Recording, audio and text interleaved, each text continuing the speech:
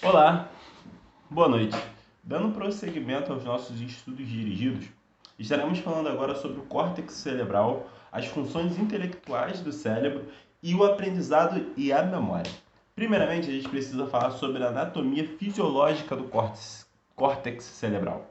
A parte funcional do córtex cerebral é delgada e formada por uma camada de neurônios.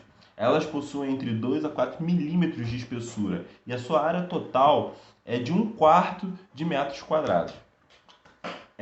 Existem três tipos de neurônios que ficam localizados na superfície neural do córtex cerebral. E suas camadas sucessivas de neurônios são eles os granulares, os fusiformes e os piramidais. Os neurônios granulares, eles contêm axônios curtos e têm o seu funcionamento, sobretudo, interneural, de interneurônios. E mandam sinais neurais apenas por curtas distâncias. Ele não consegue mandar um sinal neural para uma longa distância. Já os piramidais e fusiformes, eles se originam, quase todas as suas fibras saem do córtex. E as células piramidais têm as suas características, elas são maiores e mais numerosas que as células fusiformes. Entretanto, elas originam-se, na maioria das vezes, nas grandes feixes de fibras de associação subcorticais. Agora vamos estar falando um pouco sobre a função de áreas corticais específicas, né? E quais são os impactos que cada função detém sobre o corpo humano. As áreas corticais cerebrais diferentes têm funções diferenciadas. Temos áreas primárias e secundárias. Áreas primárias, área primária e área secundária pré-motora. E as áreas motoras suplementares do córtex. Nas áreas primárias, mantém-se ligações de grupos musculares específicos. Isso significa que fazer movimentos isolados musculares. Então, isso significa que nós fazemos movimentos musculares isolados através dessa área primária, né? Tais como também tem a detecção de sensações específicas, como visual, auditiva e somática. Já na área secundária, nós vemos que elas fazem integração com o significado dos sinais recebidos das áreas primárias. Isso acontece por quê? Porque as áreas motoras suplementares e premotoras funcionam como córtex motor primário. Consequentemente, a atividade motora do outro lado sensorial se dá início a uma análise para o significado de sinais sensoriais específicos, como interpretação do formato e textura de um objeto com as mãos, através do tato, a interpretação de cor, intensidade de luz e a direção das linhas e ângulos que apresentam-se no aspecto da visão, como por exemplo a linha do meu quarto ali, como você pode estar vendo, né? E a interpretação de significativos sonoros, de sinais auditivos, como isso que eu estou fazendo agora, emitindo o som com a minha boca. O meu ouvido está captando o som que eu estou falando. Já na área associativa, elas não se encaixam nessas categorias, mas possuem áreas associativas em suas especializações e áreas muito importantes, que incluem a área associativa parieto-occipitotemporal, área associativa pré-frontal e área associativa límbica. Essas áreas associativas, como nós podemos ver, elas possuem um impacto diretamente nas funções primárias do ser humano, como o processo de aprendizado, como armazenar como armazenar uma pequena memória de trabalho, né? Ou como armazenar, ou como interpretar sinais de todas as áreas adjacentes. Consequentemente, nós observamos que os impactos intelectuais superiores nas áreas associativas pré-frontais,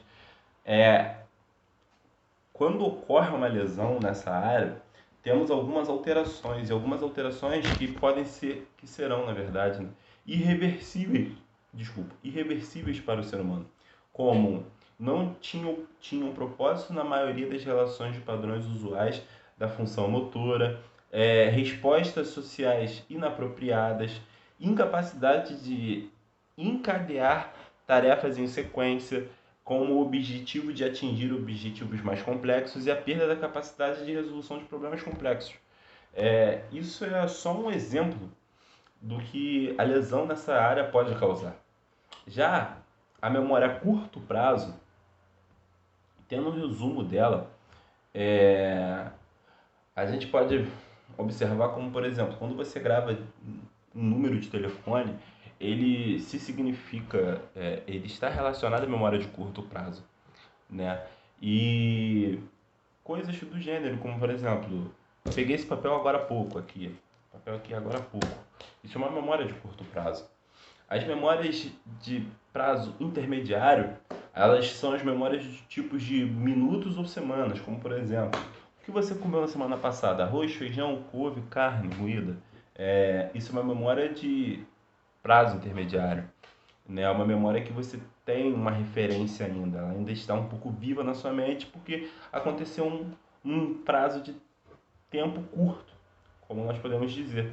Já a memória de longo prazo, elas são memórias, como o nome já diz, de longo prazo, e são um resultado de alterações nas estruturas reais, no lugar somente onde químicas, nas sinapses químicas que realçam ou suprimem a condução de sinais. Então é aquilo que fica armazenado mesmo no seu cérebro, tá ligado? É aquilo que a sua memória vai ficar ali a vida toda, praticamente. A não ser que você sofra aí de alguma doença ou uma perda, sei lá. Mas se não acontecer isso, a sua memória vai ficar aqui guardada para sempre, entendeu? E assim, ela é um pouco difícil de se compreender, mas entende-se que devido a qualquer tipo de alteração, coisa do gênero, ela ocorra, né? E é isso. Agora a gente vai estar dando prosseguimento para o próximo estudo dirigido. Agora vamos estar falando um pouco sobre os mecanismos comportamentais e motivacionais do cérebro e o sistema límbico e o hipotálamo. Primeiramente, a gente precisa entender que o sistema de ativação e motivação do cérebro precisa ocorrer continuamente, com os sinais nervosos do tronco cerebral para o prosencéfalo, senão ficará inutilizável. Simplesmente, se não houver esse sinal, o cerebral para o prosencéfalo não servirá de nada. E ocorrem de duas formas de ativação no hemisfério cerebral: o estímulo diretamente no nível basal e a ativação dos sistemas neurais que liberam neurotransmissores específicos, né? E a partir disso a gente vê o controle da atividade cerebral por sinais excitatórios que tornam-se contínuos a partir do tronco cerebral. A área reticular excitatória do tronco cerebral, nesse sistema, temos como componente motriz central, que é a área excitatória, situada na retícula da ponte do mesencéfalo, também, que se referem nessa área como facilitadora do bulbo reticular. A partir disso, nessa área transmite sinais facilitatórios que descendentes para a medula espinhal. Um tipo desses sinais transmitidos, né, para essas áreas, como a gente pode observar, são sinais que vêm de reflexos medulares, né? Muitos desses sinais vão para o tálamo e lá excitam grupos de neurônios que mandam sinais nervosos para as partes do córtex cerebral. Consequentemente, nós observamos que esses sinais eles possuem até um mililésimo de segundo antes de ser destruído. Já no segundo tipo de sinal excitatório, ele tem a sua origem no grande número de pequenos neurônios que são lançados por toda a área reticular excitatória do tronco cerebral. grande maioria dessas fibras, a grande maioria desses neurônios são constituídos por fibras delgadas de condução lenta, que fazem sinapse e causando efeito excitatório, causado pelo sistema de fibras, que também é mais prolongado que o primeiro sinal, né? Com isso, nós observamos que tem um controle neural. Nesse controle neural da atividade cerebral, além do controle direto das atividades cerebrais devido às transmissões específicas de sinais neurais, nós observamos que o mecanismo fisiológico é muito usado para o controle da atividade cerebral. E devido à secreção de agentes hormonais nesses neurotransmissores excitatórios ou inibitórios, a duração dele, em geral, dura por minutos a hora, né? E mediante a isso, nós vemos que tem 3 sistemas neurohormonais constituídos no cérebro de mamíferos, né?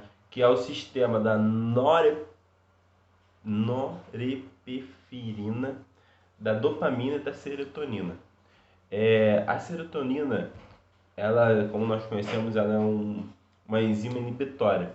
Já a norepinefrina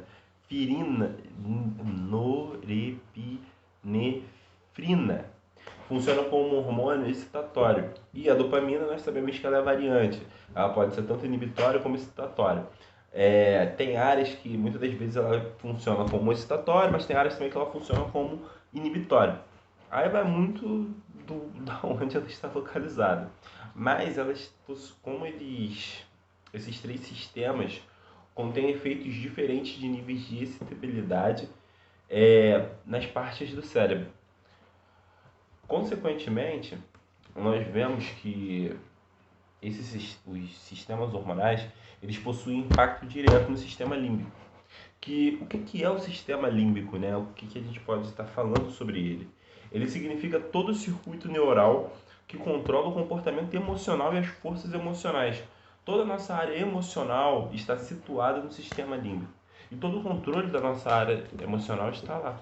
Dentre as suas partes, podemos destacar o hipotálamo, né? Onde a gente vai estar vendo mais embaixo, e o controle de algumas ações.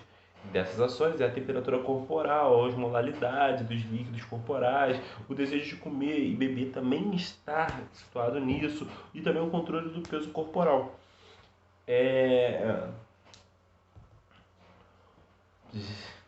Consequentemente, como a gente já citou lá em cima e vamos falar agora, a gente vai estar falando um pouco sobre o hipotálamo. O que é o hipotálamo? O hipotálamo, ele é uma grande sede, a principal sede. O hipotálamo é como se fosse Brasília do sistema límbico. Por quê? Porque por mais que ele seja desse tamanhozinho, igual Brasília, ele contém as vias bidirecionais de comunicação e com todos os níveis do sistema límbico. Ele representa uma faixa pequena da massa cefálica, menos de 1% da estrutura, mas é muito importante para o controle do sistema límbico.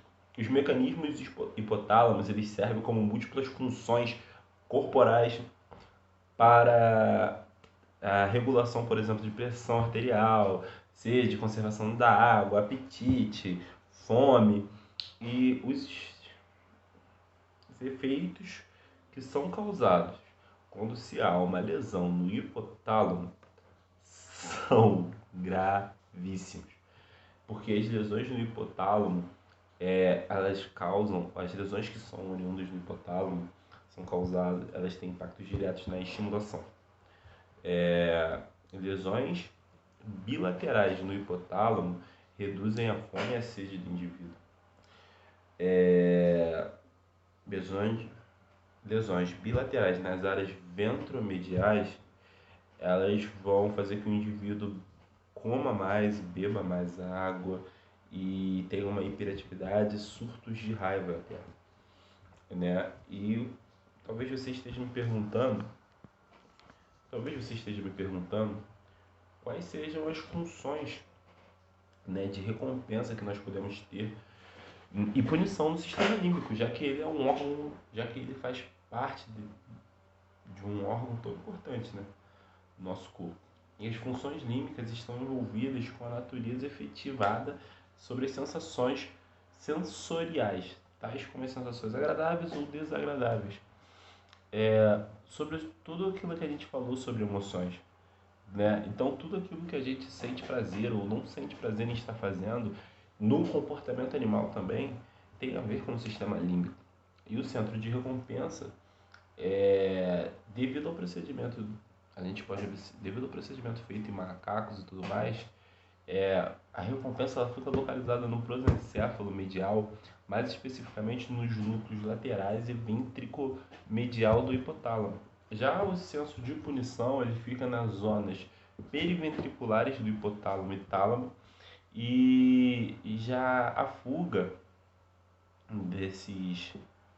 dessa penitência, né, dessa punição, ela pode já a sensação que pode dar é até de ocorrer de fuga, né? Porque a punição e fuga já são áreas menos potentes e foram localizadas tanto na amígdala como no hipocampo.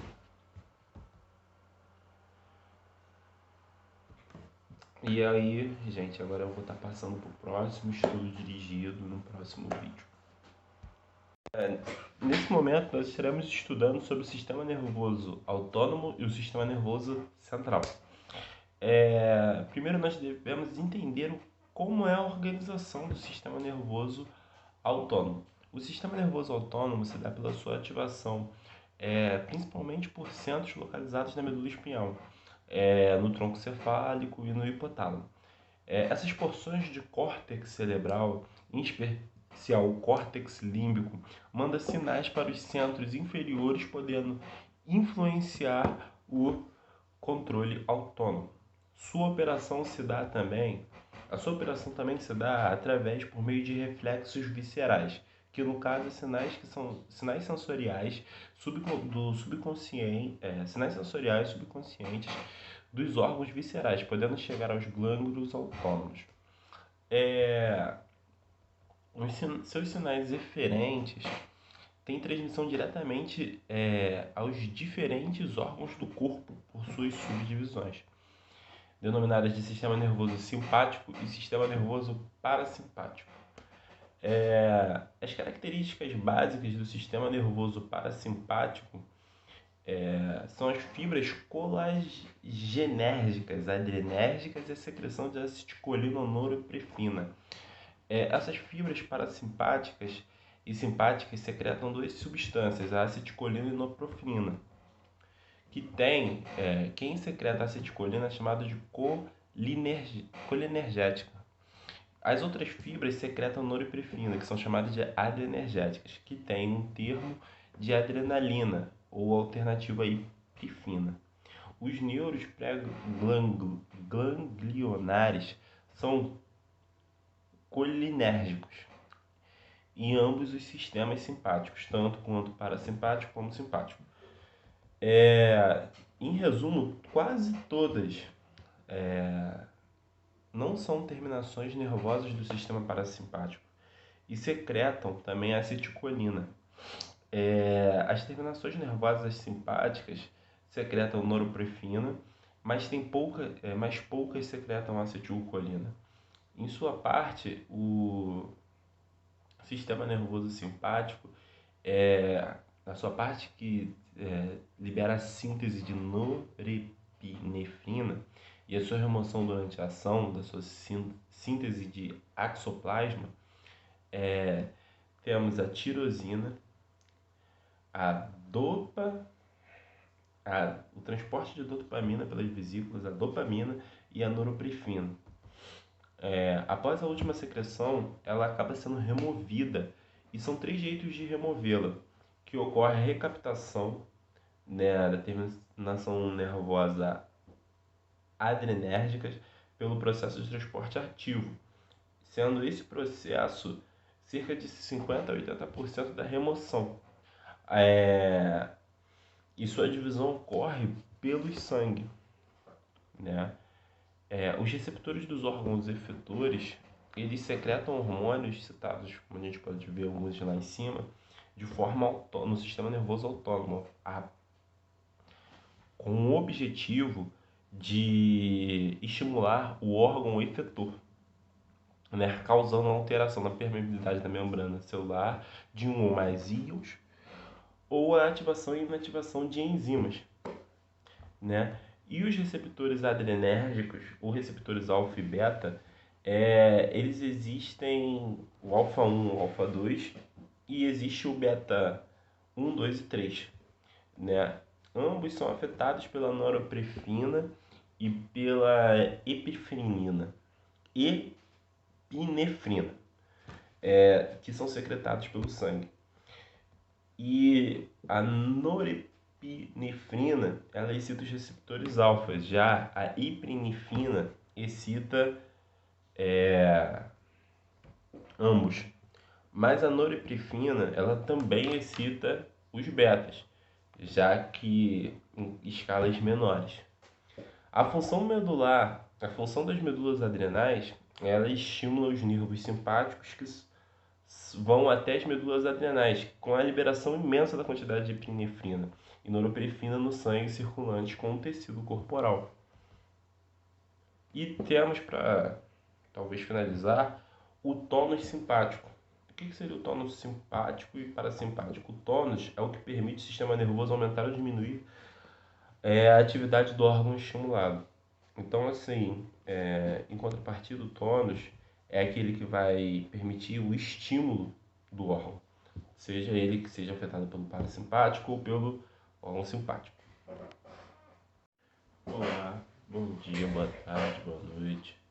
Eu me chamo Lucas Rafael de Medeiros Souza, sou aluno do curso de Educação Física da Universidade Federal Rural do Estado do Rio de Janeiro. Esse estudo é sobre o curso de Fisiologia do Exercício. E hoje, né, nós estaremos dando fim nos nossos estudos dirigidos relacionados à parte cerebral, sistema nervoso, né, e por aí vai. Nós estaremos dando final com o tema fluxo sanguíneo cerebral, líquido cefalorraquidiano e metabolismo cerebral. Primeiramente, nós estaremos falando sobre o fluxo sanguíneo cerebral. O fluxo sanguíneo cerebral ele é composto por duas artérias, ele é composto por quatro artérias, sendo duas carótidas e duas artérias vertebrais. Elas se fundem no círculo de Illes. E o círculo de Illes ele tem a sua base, ele é formado na base do cérebro. E as artérias são originadas do círculo de Illes e vão até a superfície do cérebro e começam a dar origem às artérias piais. A regulação do fluxo sanguíneo é bem importante, pois numa pessoa adulta leva em média de 50 a 55 mililitros por 100 gramas de tecido encefálico por minuto. E com grande parte desses tecidos, o fluxo sanguíneo cerebral está relacionado a metabolismo tecidual. E são vários fatores metabólicos onde observa-se que contribuem para a regulação do fluxo sanguíneo. Dentre eles, a concentração do dióxido de carbono, a concentração dos íons de hidrogênio, a concentração do oxigênio e substâncias liberadas pelos astrócitos, como células especializadas não neurais que parecem acoplar a atividade neural da regulação do fluxo sanguíneo.